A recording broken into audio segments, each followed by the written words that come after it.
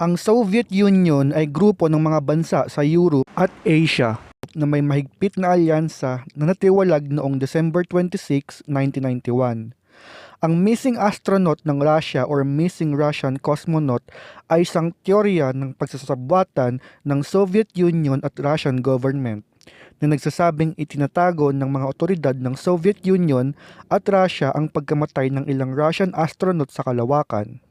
Ayon sa mga teorya ng missing Russian astronauts ay sikretong tinangka na ng Soviet Union na maglunsad ng mga paglipad sa kalawakan na ikinamatay ng mga Russian astronauts at ito ay inilihim sa mundo dahil ito ay makakasira sa propaganda ng Russia at Soviet Union. Matapos ang madaming attempt sa paglipad sa kalawakan, ang pinaka-successful at pinakaunang tao na nakalipad sa outer space ay si Yuri Gagarin ng Russia na kinilala ng buong mundo bilang unang Russian cosmonaut at unang tao na nakarating sa kalawakan noong 1961. Ang storyang ito ay nagmula sa Czechoslovakia matapos kumalat ang mga dokumento tungkol sa missing Russian cosmonauts tungkol sa mga failed space launch noong 1959 ng Soviet Union at failed na moon landing na ikinamatay din ng Russian astronauts na pinagtakpan at inilihim ng Soviet Union. Bago pa ang successful moon landing ng Apollo 11 ng Amerika noong 1969 na kinabibilangan ni Neil Armstrong na unang tao na nakalakad sa buwan.